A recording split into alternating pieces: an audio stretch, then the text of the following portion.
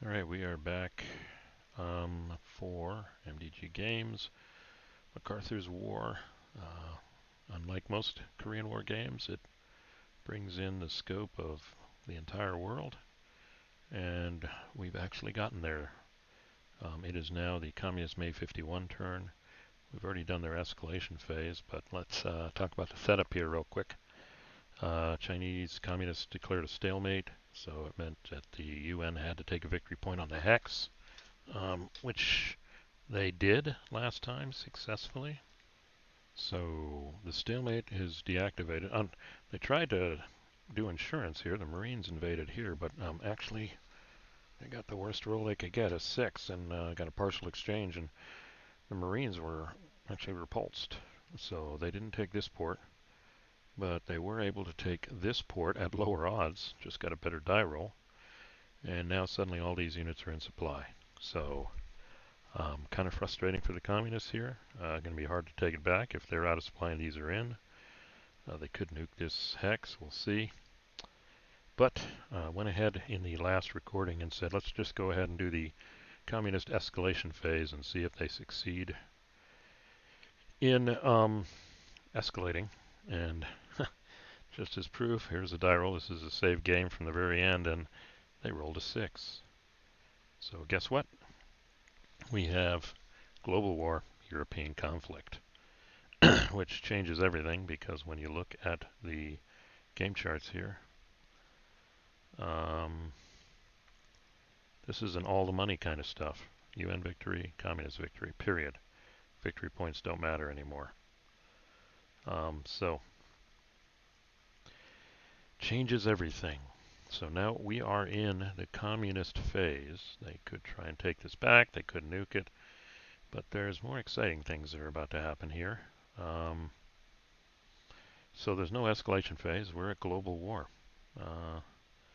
MacArthur got his wish with the mainland China war, but then that got out of hand. Apparently Stalin has said enough of this, and it's global war. So then we have the reinforcement phase, and we can look at the victory point, the replacement points for global war. KPA, they don't have any cities left, so they really can't do replacements. They're out of supply. PLA can't really replace anybody here on the front because there is no supply. So, they can replace from eliminated units, and they get 6. Here are the Marines. Wow. See the Marines here, the airborne here from Formosa. A lot of losses. So with 6, they can replace full strength. Actually, to repulse China, a Chinese invasion, probably the better thing to do is this. We just need quantity, not quality, so we'll just keep them at weak and pull 3 more. So that counts as pluses. Not that an invasion of China matters anymore. With Europe on the table, let's do that. Okay, so that's 2 more armies here. Soviets haven't lost anything, so it's strategic movement. Let's see, is that what's next? Yep. These units on to and from the display and on the game map using rail movement. So let's see what's going to happen for strategic movement. Well, this is it. So give them a big modifier. And actually, I think, honestly, well, it's in the game now. These are in the game, but the Marines are dead. I'll pull these guys out. I'll check if they're in Siberia or Russia because they can add to here. They can get here faster than any US units to affect the rolls. So we pulled them out of Vladivostok. Well, maybe we should leave one behind. Hold on. Don't want them to just invade here. So we'll put these here. Alright, so that's strategic movement. So we got those 2 ready to go. Chinese decided to leave their units here. So good. Okay, so I think we're ready to move into the offboard conflict phase here. So just to summarize, we're in global war. We got the reinforcements and replacements, strategic movement. 6 Soviet divisions moved into Europe to aid in the invasion of Europe, which is going to give them a -6, and the UN only has 1 division, +1. So I think that's it. Yeah. So global scope now. Actually, from a victory point of view, I didn't realize this. Vladivostok is in scope. That's 2 victory points. So that takes us to 1.5 positive. Not that it matters. So in theory, if they could take this back, they may have a chance. We'll see. Yeah, that would make a stalemate and they'd win by the skin of their teeth, but we're going to have a European conflict. So, yeah, all eyes are on Europe now. Stalin has unleashed his troops. So let's look at the odds here. U.S. +1 per U.S. or Nationalist Chinese division in Europe. They get a +1, but the Soviets move 6 divisions. So it's really a -5.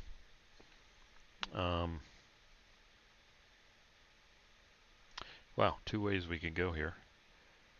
They could just let that roll and see if they win. And if they take this back, the stalemate is in force and the game ends. But they have to take this hex back. But not with these at full strength. But if we drop a nuke on it, it loses its victory point value. Oh boy. We're getting in a little complication here with the rules here. So let's look at stalemate. And make sure we're doing this right. Because there's another option too, which, well, I'll share in a second. Let's look at stalemate here. So it comes down to this. Stalemates.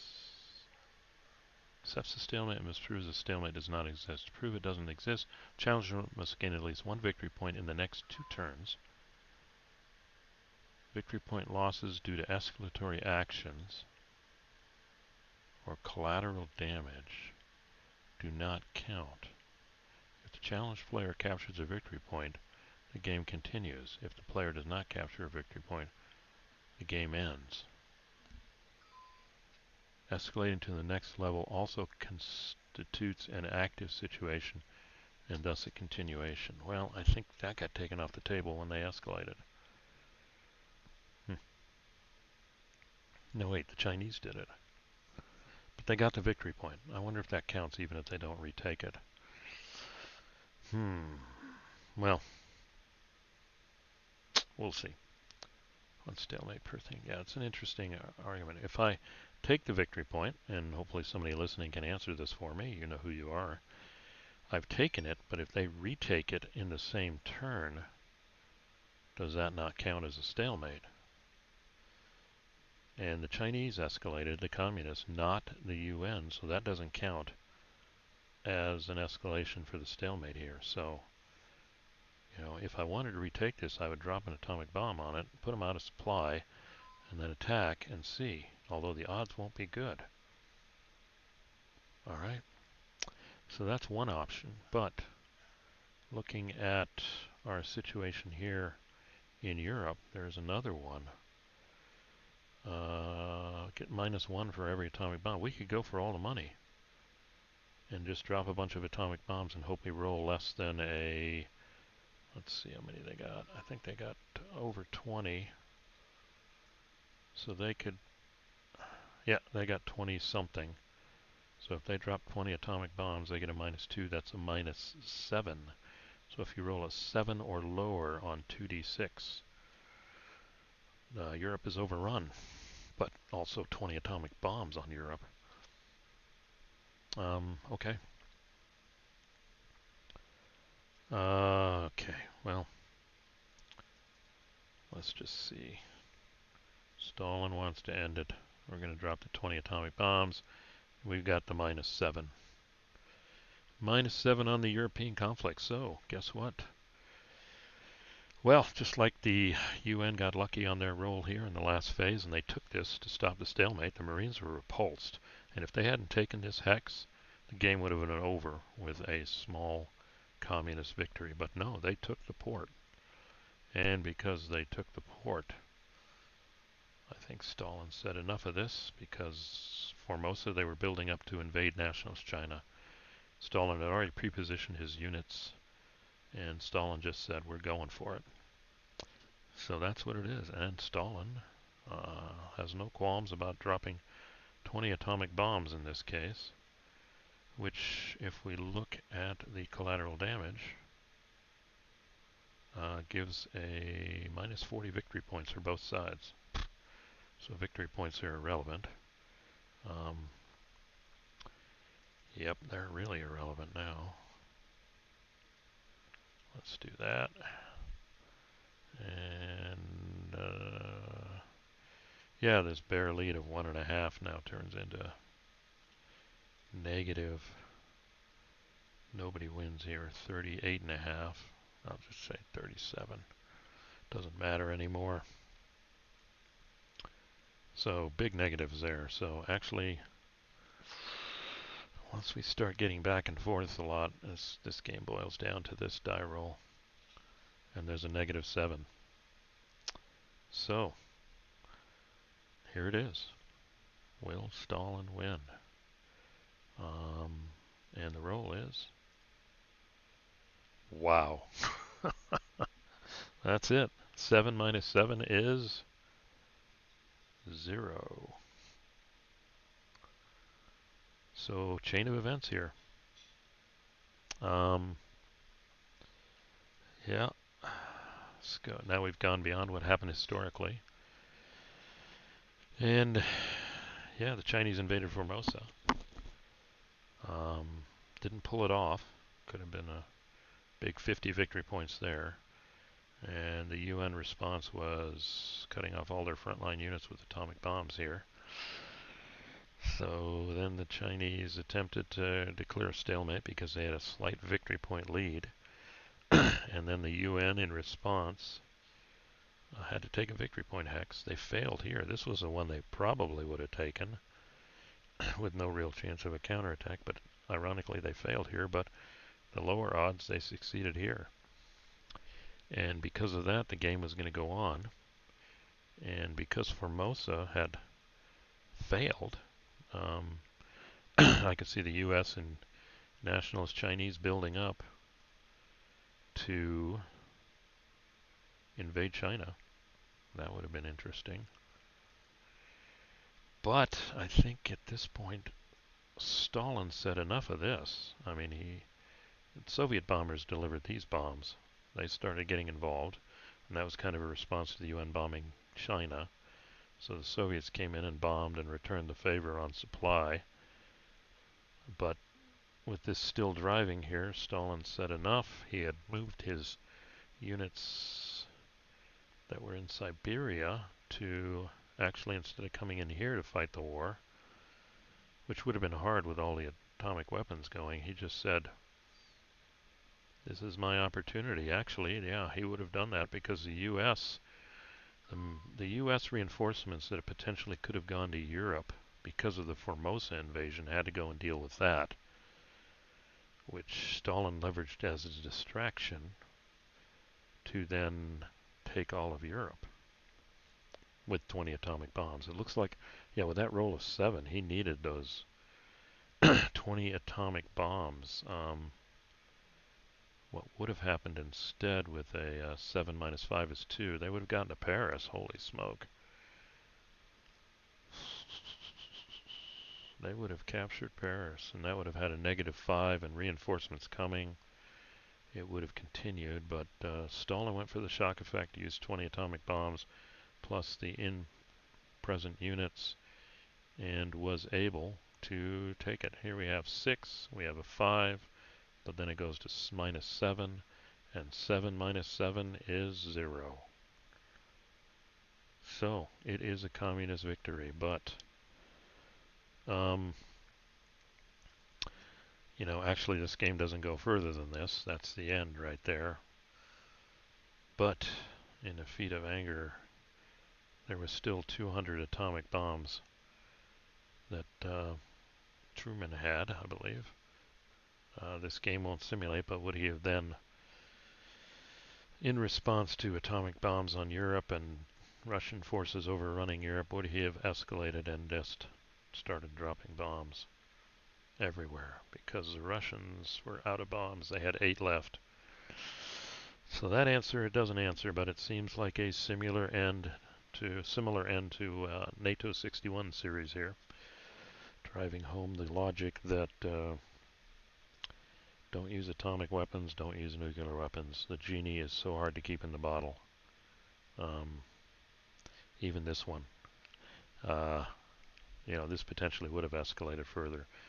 Would the U.S. have responded to the atomic bombs on Europe and overrunning it with atomic bombs on the USSR? Potentially, would the Soviets then have been able to, well, with their 8 remaining bombs, probably not return the favor to the U.S.?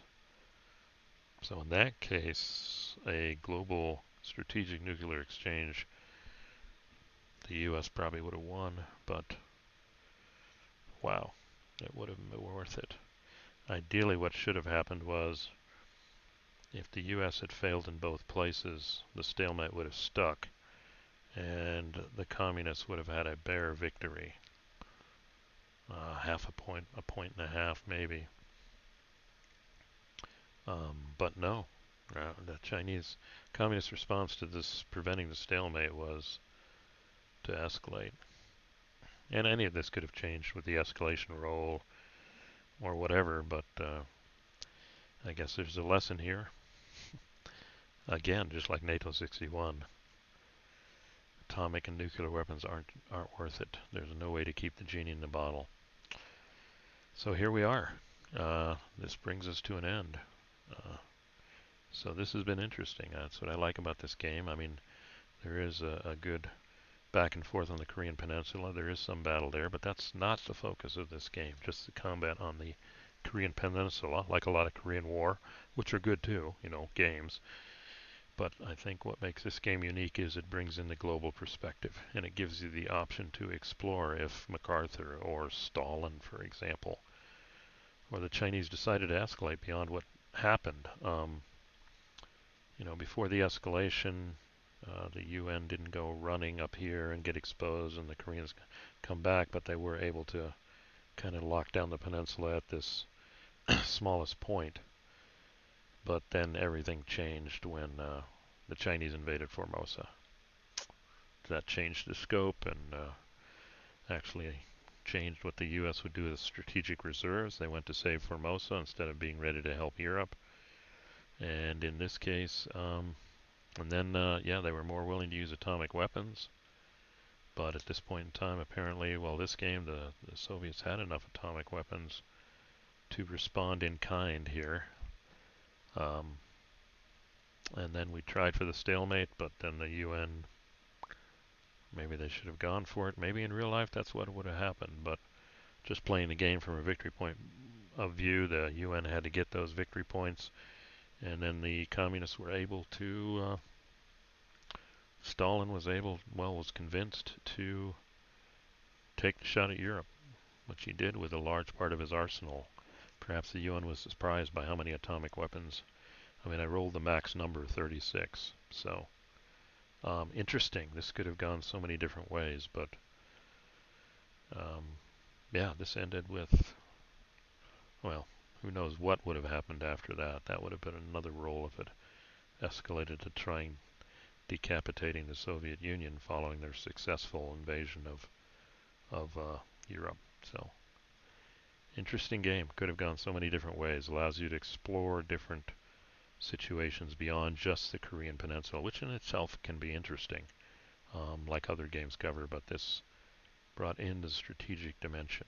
And again, When in doubt, you don't use nukes. Wow, I've run 19 minutes here, but that's fitting, I guess, since this is the last installment for this battle here.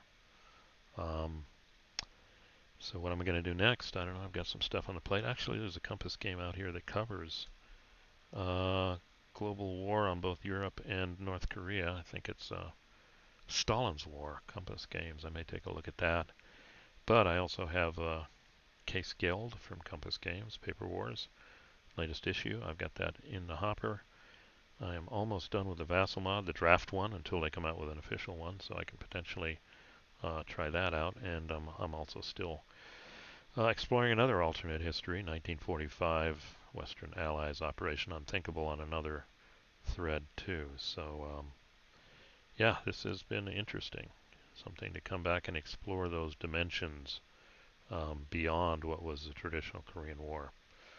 So, any comments now that we're at the end? That would be appreciated. If you've liked it, please click like. Also subscribe, so you're keeping track of my other threads or what the next thread is here. But we've come to our end with MacArthur's War, with the ultimately the Soviets' imposition of Europe. But where that would have gone beyond that, who knows? And in hindsight, perhaps being reasonable, the stalemate should have been accepted, and the communists maybe a slight half-point victory instead of all these atomic weapons. But you play the game, but in reality you would hope the statesmen involved would have stepped back from the brink and made a better decision. So, thanks for listening, and see you at our next thread.